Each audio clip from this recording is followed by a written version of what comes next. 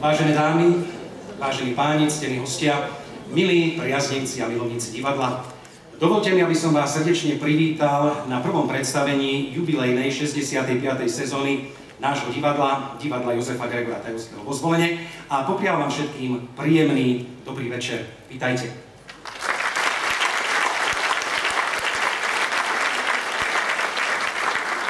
Dámy a páni, stretávame sa tu na predstavení, ktorému sa hovorí Pôvodný slovenský muzikál. Prekliatý básnik sa volá. A stretávame sa tu najmä preto, aby sme dnešný večer ho tak trošku slávnostne predstavili vám, našim divákom, a zároveň, aby sme aj slávnostne uviedli do života a pokrstili CD-čko z tohto muzikálu s piesňami, ktoré interpretujú moji kolegovia herci.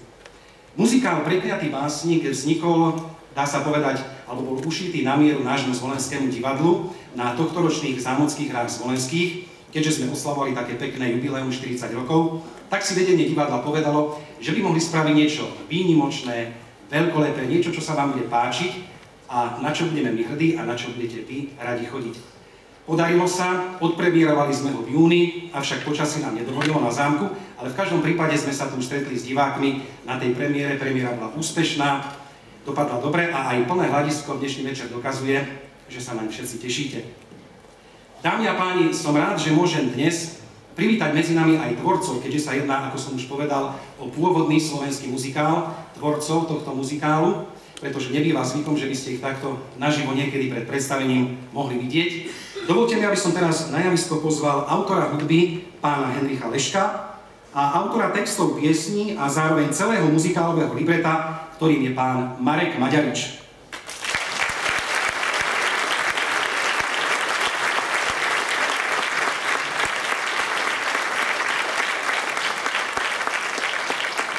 Večer páni, tak toto sú tí dvaja muži, ktorí za toto všetko môžu, a sami to budete vidieť, že sa to naozaj, ja si myslím, úprimne podarilo dobre, ale trošku skôr, ako teda prejdeme k tomu samotnému CD-čku, ktoré na nás čaká, by som rád sa tak s vami páni porozprával. Začal by som vami, pán Leško. O vás je známe, že je toto už poradí váš tretí muzikál, a keď sa hovorí, že do tretice všetko dobré, tak si myslím, že bude aj úspešný v tých ďalších predstaveniach, ktoré nás čakajú. Ale v každom prípade vy máte za sebou nielen mnohé tanečné predstavenia, ste spolupracovali so slovenskými interpretmi, ako napríklad Richard Miller a mnohými ďalšími. Predsa len taká otázka, ktorá sa tu natíska. Čo je pre vás ako pre autora ťažšie? Písať samostatný text, alebo si to hodí takto rovno do muzikálu, napísať celý krásny muzikál, dvojhodinový alebo trojhodinový? No, otázka bola dlhá, ja odpoviem kratšie, je mi to jedno.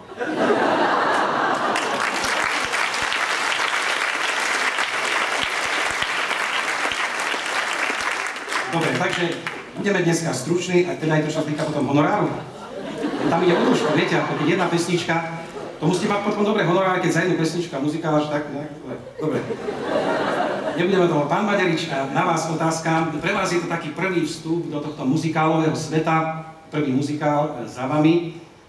Ako sa vám pracovalo v tomto tíme? Predsa len oproti činohre, ale oproti iným projektom ste museli možno zľaďovať choreografické pripomienky režiséra, autora hudby. Ako sa vám pracovalo prvýkrát pri tvorbe muzikálu? Hendrik nasadil látku vysoko, tak mohol by som povedať, že dobrá. Myslím, že kratšie sa už nedá.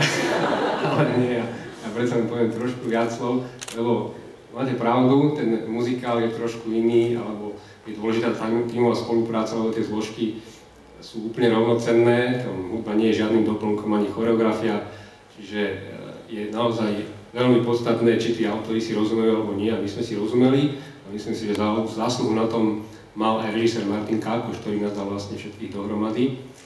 A ja si veľmi konkrétne spomínam na naše stretnutia pracovné, ktoré pre mňa boli takou oázou. A mi občas aj napadlo jeden nemenovaný politik, to do okolnosti aj dnes tu v hľadisku, keď ešte bol v opozícii, tak na jednom mítingu prišiel a povedal, že prichádzam z parlamentu a som rád, že som konečne medzi normálnymi ľuďmi. A ja som si často toto uvedomoval, keď som prišiel s Henrikom, som sa stretol s Marošom Kákošom, že teda som s normálnymi ľuďmi, čiže bola to veľmi dobrá spolupráca, tímová. A možno ešte taká podotázka, že prečo ste si práve vybrali tému Françoisa Villona? No, pretože tú poéziu poznám od mladosti, študoval som francúzštinu, takže to tak išlo celým môjim životom, robil som im rozhlasovú hru. Nakoniec skončil aj ako muzikály, ale ten, kto ma k tomu vyzval a ten, aby som pravdu povedal, ktorý mi dodal aj trúfalo spísať texty, bol Martin Kápoš, takže aj to CD-čko dnes, čo krstíme, to je jeho zásluha. Takže môžeme čakať, že sa vám to tak zapáči, že sa budete radšej vrácať do muzikálu ako do politiky? No a... Samozrejme počase, nie hneď. Teraz máte výkon funkcie, musíte vydržať trošku. Musím vám povedať, že v súčasnosti bohužiaľ v tom parlamente niektorí poslanci nasadili látku zase veľmi vysoko v vozovkách a je to dnes naozaj viac divadlo niekedy ako politika, takže divadlo patrí do divadla a v tej politike by človek sa mal chovať trochu inak. Ale divadlo má stále váha, samozrejme. Ďakujem pekne.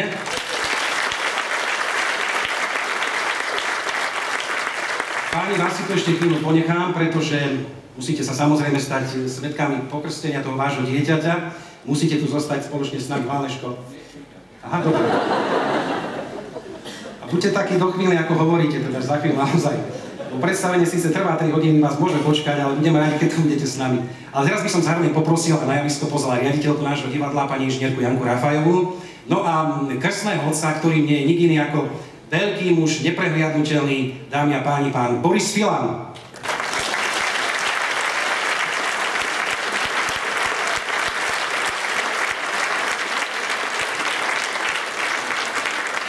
To je strašné s tými fajčiarmi, že nevydržia ani chvíľu nevidia.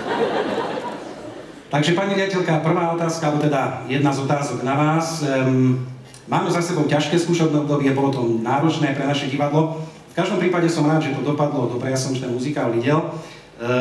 Čo vás primelo vôbec k tomu, aby sme vo Zvolene urobili takýto pekný muzikál a s takouto tematikou? Milé dámy, vážení páni, ctení hostia, milí divadelní priatelia, v prvom rade vám prajem príjemný dobrý večer. Vítam vás z divadla Jozefa Gregora Tajovského vo Zvolene. Na otázky som Radko nebola pripravená, nehovorili sme o tom. Čo nás k tomu primelo? Tento rok, to už všetci viete, už sme to prezentovali aj v médiách, na našej stránke máme pôvodný autorský slovenský rok, čiže dali sme priestor našim vlastným hercom, ktorí sa stali aj režisérmi, aj autormi našej vlastnej dramaturgii. A tá myšlienka urobiť tento muzikál už zrela dlhšie. S Martinom Kákošom sme o tom dávnejšie hovorili. Nikdy nie sú priaznivé finančné podmienky, v kultúre je to tak, ale predsa tento rok bol rok 40. výročia zámockých hier zvolenských a preto sme si povedali, že urobíme všetko preto a nájdeme teda tie prostriedky, aby sa takýto veľký projekt, aký muzikál Prekliatý básnik bez pochyby je, podarilo. A podarilo sa, myslím si, že sa nám to podarilo, veď mnohí z vás ste už muzikál videli, aj ste mi dáte za pravdu. A ja preto v tejto chvíli chcem poďakovať predovšetkým autorom, pánovi Leškovi, ktorý nám ušiel, a pánovi Maďaričovi, že nám, tak ako Radko už povedal, takmer na mieru napísali tento pôvodný muzikál a samozrejme režisérovi Martinovi Kákošovi, ktorý to všetko zastrešil, ktorý teda naozaj nad tým držal tvrdú, ale spravodlivú ruku a dielo sa podarilo. A ešte v tejto chvíli chcem poďakovať pánovi Maďaričovi, že vďaka jeho podpore a pomoci mohlo vzniknúť aj to CD, ktoré dnes uvádzame do života. Ďakujem pekne.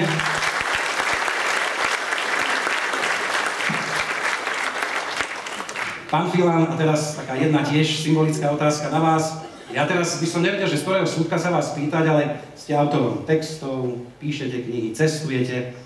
Aký máte vzťah k muzikálu? Lebo viem o vás, že vy ste troška aj zabrdli do tejto problematiky, robili ste Snehulienka 7 pretekárov s vašou katedrom, alebo ste spolulibretistom muzikálu 8 svetadiel.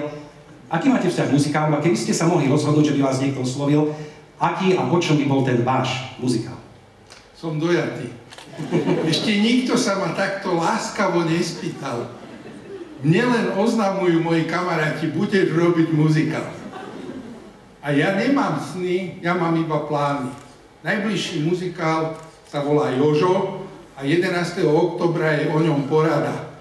Dostávam muzikály príkazom. Ďakujem za tú otázku. Ďakujem pekne. No a keď vás tu už teda máme, tak v podstate, čo by ste zaželali tomu nášmu malému dieťaťu, alebo ako to nazvať, ktoré dnes privítame do života? Ja konečne môžem povedať to, čo sa mi vždy chce. Ja želám nám, aby to im vyšlo. A som rád, že tu stojím na jednom pódiu s Marekom Maďaričom. Ja obdivujem každého, kto dotiahne takúto vec do konca.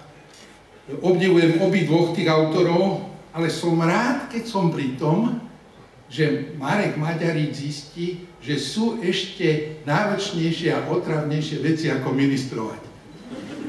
Ďakujem pekne, pán Boris Filan.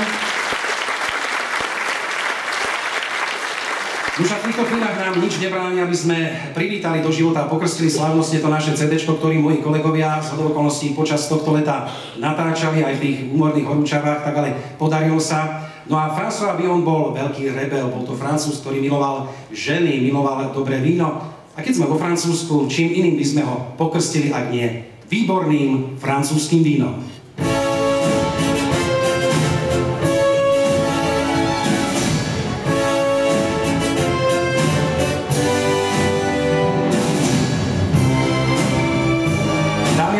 Takže v týchto chvíľach krstný otec, CD-čka Prekliatý básnik, pán Boris Filan. Ja tomuto dielu chcem zaželať niečo, čo je momentálne na Slovensku takmer neuskutočniteľné, ale dúfam, že sa to podarí. Želám, aby sa dostalo k poslucháčom a aby ho hrali v rádiách. Ďakujeme krásne a teraz symbolicky ho polejme a privítajme do života.